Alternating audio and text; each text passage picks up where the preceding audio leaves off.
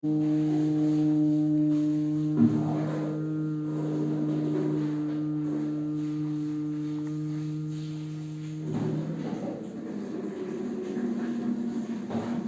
भारती उत्तराखंडस्य आमुखपटले सर्वेषां स्वागतम्। योगदर्शने गतपर्याये वयं साधनपादस्य आरम्भं कृतवन्तः। गतदिवसे वयं क्रियायोगविषये पठितवन्तः। तपः स्वाध्याय ईश्वर प्रणिधानानि क्रियायोगः। तपः स्वाध्यायः ईश्वर प्रणिधानम् एतेषां नाम क्रियायोगः। क्रियायोगः किमर्थं क्रियायोगः इति तस्य प्रयोजनं क्रियायोगेन किं भवति तद् उक्तं। समाधि भावनार्थः क्लेशतनुकरणार्थश्च। क्रियायोगेन अस्माकं समाधि भावना भवति, क्लेशाः क्षीणाः भवन्ति। के ते क्लेशाः सन्ति? पंच क्लेशाः सन्ति। अविद्या, अस्मिता, रागः, द्वेष, अभिनिवेशाः क्लेशाः। तत्र अविद्या तु अन्येषां क्षेत्रम् अस्ति। चतुर्णां क्लेशानां क्षेत्रम् अविद्या। अनित्य, अशुचि, दुःख, अनात्मसु, नित्य, शुचि, सुख, आत्मख्याति अविद्या। अस्मिता, दृष्टा अथ च दर्शन शक्ति, दृक् शक्ति, दर्शन शक्ति। अस्माकम् आत्मा बुद्धि च द्वयोः एकात्मतां वयम् अनुभवामः, तस्य नाम अस्मिता। रागः, सुखानुशयी रागः, सुखस्य अनुवर्तनं करोति, सः क्लेशः रागः। दुःखानुशयी द्वेषः, दुःखस्य अनुवर्तनम् अनुगमनं करोति, सः द्वेषः क्लेशः अस्ति। अग्रे अद्य वयम् अभिनिवेश विषये तथा च तथा आरम्भं कुर्मः। सूत्रं वदति, स्वरसवाही विदुषोऽपि तथा वयं स्थिति परिवर्तनं न इच्छामः। अद्यत्वे प्रबंध विशेषज्ञाः वदन्तः भवन्ति कंफर्ट जोन कश्चित् अस्ति। इंग्लिश भाषा माध्यमेन ते एकं शब्दं वदन्ति कंफर्ट जोन। अस्माकं सुविधा क्षेत्रं, वयं तत्रैव निवासं कर्तुम् इच्छामः, ततः वयं बहिः आगन्तुं न इच्छामः। किमर्थं? तत्र वयं सुखम् अनुभवामः, सौविध्यम् अनुभवामः, सुखं नहीं सौविध्यम् अनुभवामः, तत्रैव स्थातुम् इच्छामः। तो एष एव क्लेशः अभिनिवेशः। वयं स्वस्य वर्तुले एव स्थातुम् इच्छामः। कुटुम्बे वयं निवसामः, तत्र वयं सौविध्यम् अनुभवामः, ततः बहिः गन्तुं न इच्छामः। किमर्थं? तत्र कतिचन सौविध्यानि सन्ति। वयं स्वकार्यालये परिसरे स्थातुम् इच्छामः, तत्र कतिचन सौविध्यानि सन्ति। वयं कस्याञ्चित् संस्थायां स्थातुम् इच्छामः, तत्र स्थित्वा अस्माकं कतिचन सौविध्यानि प्राप्तानि सन्ति। वयं तेषां मध्ये स्थातुम् इच्छामः, नूतने स्थाने अस्माकं कृते क्लेशः भवति, कष्टं भवति, वयं तत् त्यक्तुं न इच्छामः। वयं कस्मिंश्चित् सङ्घटने स्थिताः स्मः, ततः वयं बहिः गन्तुं न इच्छामः। किमर्थं? तत्र अस्माकं स्थितिकारणतः कतिचन सौविध्यानि सन्ति। तेषां कारणतः अस्माकं तत्रैव आसक्तिः भवति। तथैव अस्मिन् शरीरे वयं स्मः, वयम् अत्रैव स्थातुम् इच्छामः। एतत् शरीरं त्यक्तुं न इच्छामः। अथवा अन्ये अपि प्राणिनः सन्ति, ते अपि तत्तत् शरीरं त्यक्तुं न इच्छन्ति। तेषां कृते तत्रैव काचित् आसक्तिः अस्ति। ते तत्रैव किञ्चित् सुखम् अनुभवन्ति। एवं एषः क्लेशः तु अभिनिवेशः। मरणात् भयं कुर्वन्ति सर्वे अपि, मरण भयरूपः एषः क्लेशः वदति स्वरसवाही स्वयमेव उत्पन्नः भवति सर्वेषु अपि स्वरसेन एव अग्रे वहति। एषः क्लेशः तु सामान्येषु अस्ति एव, विदुषः अपि आरूढः अस्ति। ये विद्वांसः सन्ति तेषु अपि एषः क्लेशः अस्ति। ते अपि मरणात् भयं कुर्वन्ति। ते अपि स्वस्य सुविधाक्षेत्रं त्यक्तुं न इच्छन्ति। एवं स्वरसवाही विदुषोऽपि तथारूढो अभिनिवेशः, एषः अभिनिवेशक्लेशः। एवं क्रमेण वयं पञ्चक्लेशानां विवरणं कृतवन्तः।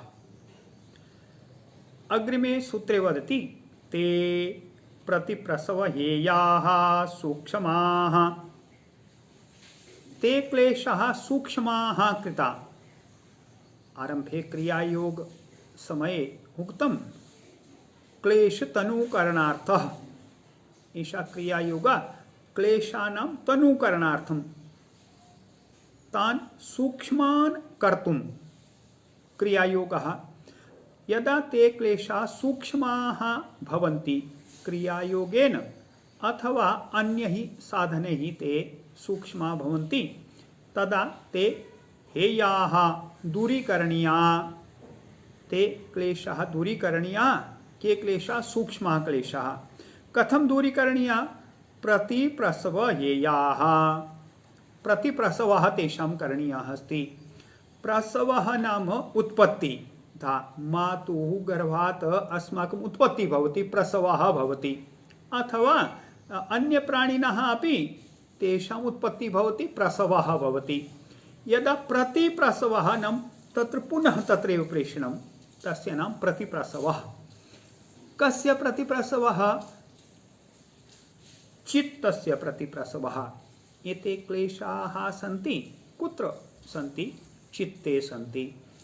तस्य प्रतिप्रसवः करणीयः अस्ति। यदा चित्तं स्वस्य उत्पत्तिस्थाने मूल प्रकृतौ विलीनं भवति, तदा ते क्लेशाः समाप्ताः भवन्ति।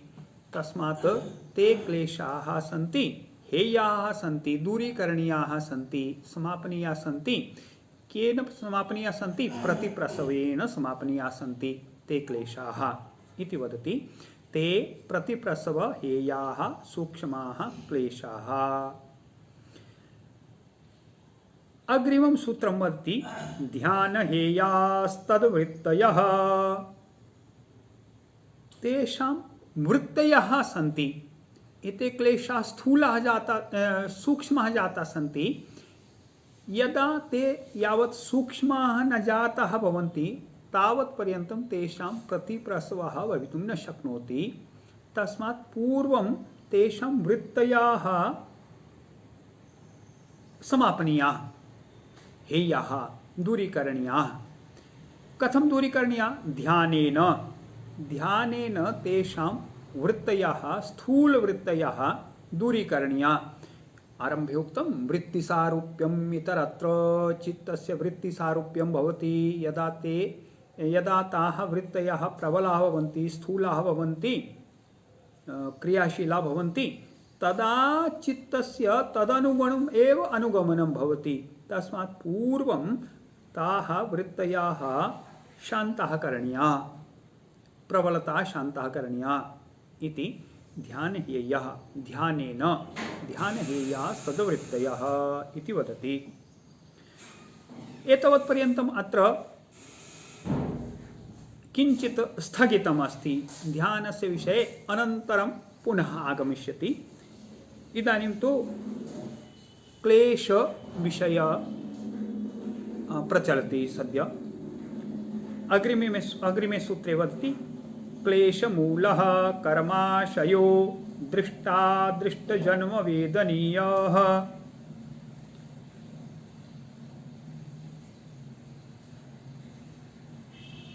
क्लेशस्य मूलम् अस्ति कर्माशयः।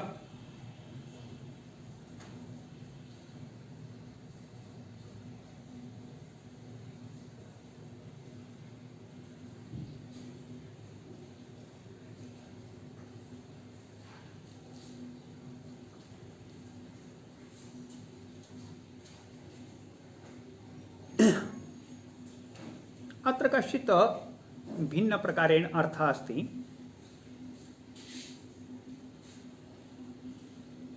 अत्र क्लेशः मूलः अस्ति यस्य सः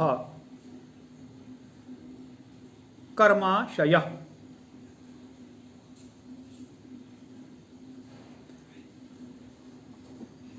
सः कर्माशयः अस्ति यस्य मूलं क्लेशः अस्ति। क्लेशाः मूलमस्ति तादृशः कर्माशयः। कर्माशय किं? यत्किमपि वयं कर्म कुर्मः तस्य कश्चित् संस्कारः अस्माकं चित्ते भवति, तस्य नाम कर्माशयः। पूर्वं वयं समाधिपादे पठितवन्तः। ईश्वरः कीदृशः अस्ति? सः क्लेश कर्म विपाकाशये अपरामृष्टः अस्ति। कर्माशयः नास्ति तस्य। कर्मणां संस्काराः यः भवति सः संस्कारः संग्रहीतः भवति अस्माकं चित्ते। अनन्तरं तस्य कारणतः अग्रे अस्माकं बहुविध फलानि भवन्ति। तादृशः कर्माशयः अस्ति, सः क्लेशमूलः अस्ति। तस्य आधारः, तस्य मूलं तु क्लेशाः सन्ति। तस्मात् कर्माशयः क्लेशमूलः अस्ति। अथ च अन्यत् उक्तमस्ति, दृष्टादृष्टजन्मवेदनीयः। सः कर्माशयः अस्ति, सः दृष्टजन्मवेदनीय अदृष्टजन्मवेदनीय च अस्ति। दृष्टजन्मवेदनीय नाम तस्य अस्मिन् जन्मनि, वर्तमान समये वयं यत्र स्मः तर्हि दृष्टजन्म, तस्य कर्माशयस्य अनुभवः अस्मिन् जन्मनि भवति। तथा च अदृष्टजन्मवेदनीय, अन्यस्मिन् जन्मनि अपि यत्र अस्माकं दृष्टं नास्ति तत्र अग्रिमे जन्मनि किं भविष्यति तत्र तु अदृष्टम् अस्ति। वयं वक्तुं न शक्नुमः केन रूपेण अस्माकं जन्म भविष्यति। तस्मात् तत्तु अदृष्टजन्म अस्ति।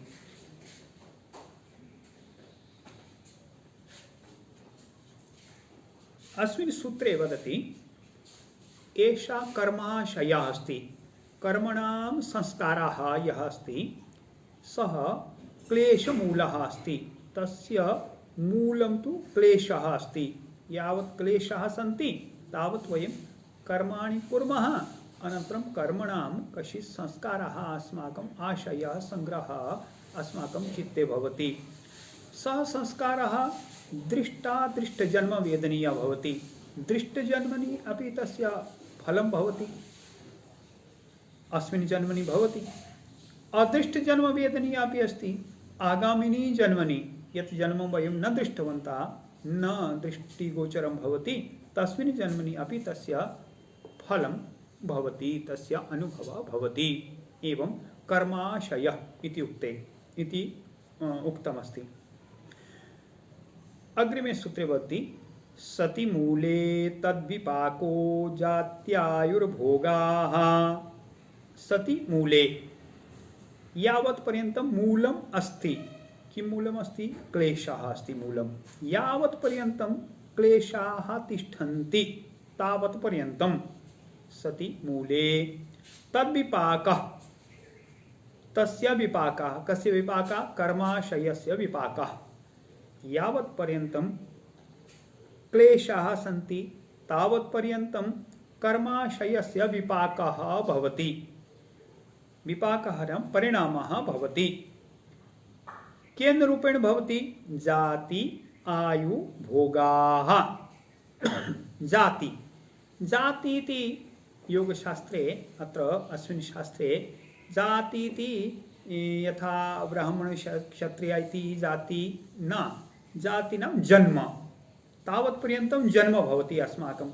यावत् पर्यन्तं क्लेशाः सन्ति तावत् पर्यन्तं कर्माशयः अस्ति, तावत् पर्यन्तं कर्माशयस्य परिणामः अस्ति। केन रूपेण परिणाम अस्ति जन्म रूपेण परिणाम अस्ति तावत्पर्यन्तं जन्म भवति अग्रिम जन्म भवति ततो अग्रिमं नाम यावत् क्लेशाः सन्ति तावत् जन्मानि सन्ति अनन्तरम् आयु भवति यस्मिन् जन्मनि यस्मिन् वयं यस्यां स्थितौ वयं जन्म प्राप्नुमः तावत्पर्यन्तम् आयु भवति निश्चित आयुमानं भवति गजः अस्ति तस्य आयु किमपि शतवर्षम् आयुमानं कच्छपः अस्ति 300 वर्षाणि यावत् तस्य आयु अस्ति तथा एव यदा अश्वः इत्यादि अस्ति तर्हि 30-35 वर्षाणि तस्य आयुः अस्ति गावः सन्ति 20 वर्षाणि आयुः अस्ति मधुमक्षिकाः सन्ति तर्हि कतिचन सप्ताहाः तस्य आयुः अस्ति एवं आयु जाति भवति जन्म भवति आयु भवति भोगाः भवन्ति तेषाम् अपि जन्मानुसारं भोगाः सन्ति एवं वदति सूत्रे यावत् क्लेशाः सन्ति तावत् कर्माशय अस्ति यावत् कर्माशय अस्ति तावत् तस्य विपाकः अस्ति केन रूपेण अस्ति जाति रूपेण आयु रूपेण भोग रूपेण एवं अस्मिन् सूत्रे एतावत् ते परिणामाः जाति आयु भोगाः कीदृशाः सन्ति एतत् अग्रिमे सूत्रे वदति ते ह्लाद परिताप फलाः पुण्य पुण्य हेतुत्वात् ते जाति आयु भोगाः ह्लाद परिताप फलाः सन्ति कस्मात् पुण्य अपुण्य हेतुत्वात् यदा वयं पुण्य कर्म कुर्मः तदा एते परिणामाः ह्लाद फला सन्ति प्रसन्नतां यच्छन्ति प्रसन्नतादायकाः सन्ति यदा अपुण्यं कुर्मः अपुण्य कार्यं कुर्मः तर्हि परितापः भवति तस्मात् एते सर्वे अपि दृष्टजन्म वेदनीय अपि सन्ति अस्मिन् जन्मनि अपि तेषां बहुनाम् अनुभवः भवति तथा च अदृष्टजन्म वेदनीयाः अपि सन्ति आगामिनि जन्मनि अपि तेषां परिणामः भवति तेषां परिणामः तु पुण्य अपुण्य कारणतः द्विविधः अस्ति पुण्य कारणतः ह्लाद परिणामः प्रसन्नता परिणामः अपुण्य कारणतः परिताप परिणामः दुःख परिणामः अस्ति इति सूत्रकारः वदति ते ह्लाद परिताप फलाः पुण्य पुण्य हेतुत्वात् एवं परंतु यह विवेकशील अस्ति यस्य विवेकः अस्ति तादृशः विवेकी जनाः अथवा तादृशाः विवेकी जनाः विवेकिनः तादृश विवेकी षष्ठी विभक्ति तस्य कृते उक्तमस्ति सः कथं पश्यति एतत् सर्वं वदति परिणाम ताप संस्कार दुःखैर् गुणवृत्ति विरोधाच्च दुःखमेव सर्वं विवेकिनः विवेकिन् शब्दः तस्य विवेकिनः षष्ठी एकवचनम् तस्य तु सर्वं दुःखमेव यः विवेकी अस्ति तस्य कृते तु सर्वं दुःखमेव अस्ति किं दुःखं यदि ह्लाद फलमपि तर्हि अपि तस्य कृते दुःखमेव परिताप फलमस्ति तर्हि तु दुःखम् अस्ति एव किमर्थं सर्वं दुःखम् इति वदति परिणाम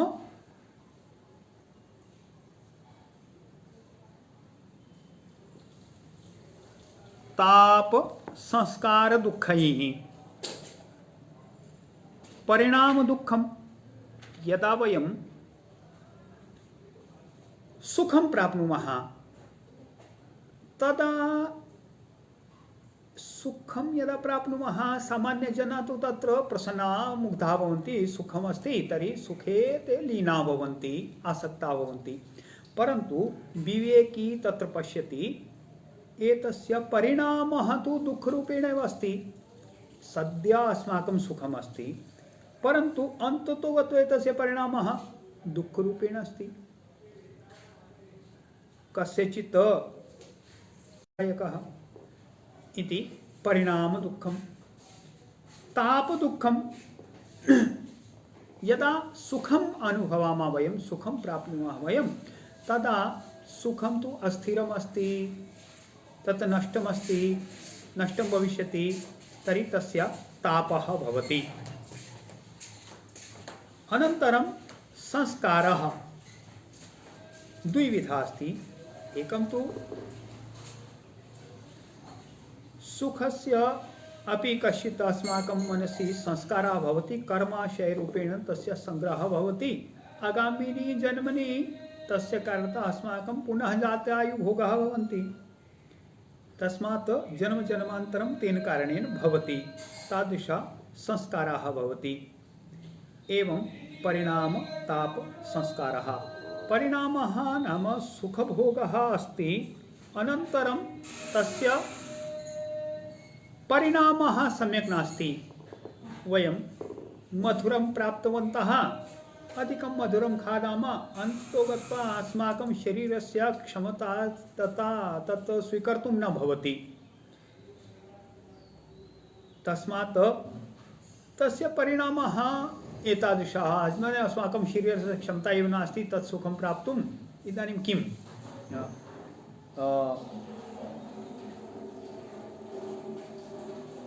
एवं वदन्ति, यदा युवावस्था भवति तदा अस्माकं शिरसि केशाः भवन्ति, एवं केशाः, तदा कङ्कतं न भवति। यदा वृद्धावस्था अस्ति तर्हि कङ्कतं प्राप्तुं तर्हि तन्निमित्तं केशाः एव न सन्ति शिरसि। तो तादृश इति परिणामः।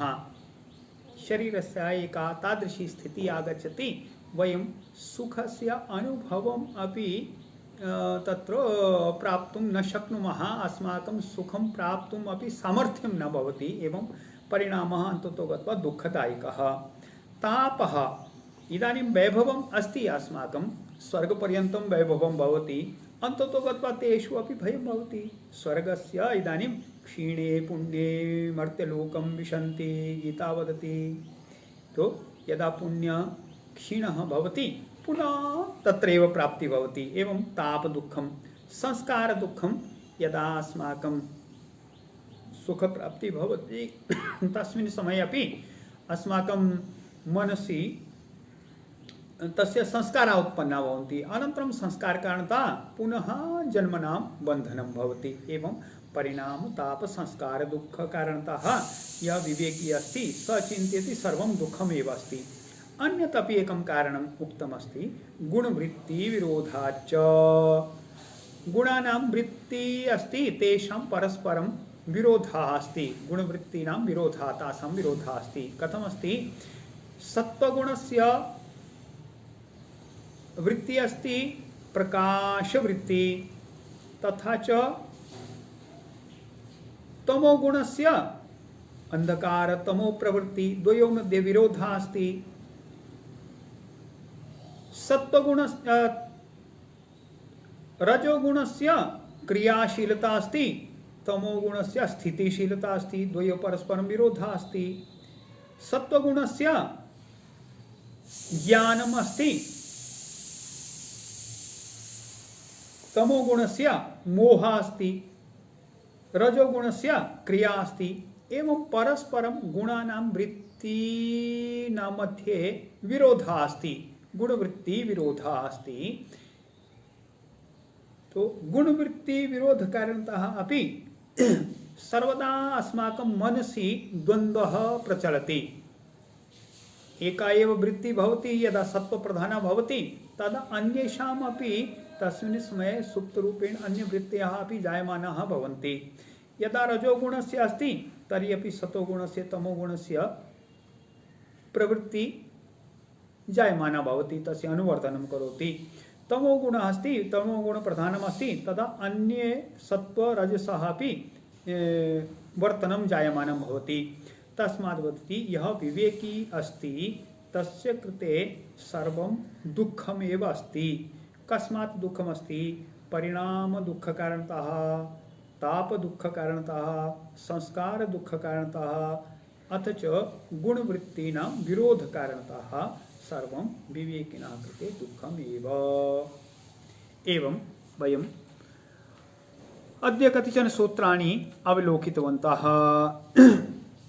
स्वरसवाही विदुषोऽपि तथारूढो अभिनिवेशः। एवं अथ च ते प्रतिप्रसवहेयाः सन्ति, ततः पूर्वं तेषां वृत्तयः शान्तः करणीयः अस्ति। तदा यावत् पर्यन्तं क्लेशाः सन्ति तावत् पर्यन्तं कर्माशयः अस्ति। कर्माशयस्य परिणामः अस्मिन् जन्मनि आगामि जन्मनि भवति। केन रूपेण? जाति आयु भोग रूपेण। ते तु फलाद परिताप फलाः सन्ति जाति आयु भोगाः पुण्य पुण्य हेतुत्वात्, परन्तु विवेकिनः कृते तु सर्वं दुःखमेव अस्ति। इतः अग्रे किञ्चित् दुःखानां मुक्ति विषये श्वः चिन्तयामः। मन्त्रं वदामि। सर्वे भवन्तु सुखिनः, सर्वे सन्तु निरामया, सर्वे भद्राणि पश्यन्तु, मा कश्चित् दुःखभाग् भवेत्। ओम शांति शांति शांति।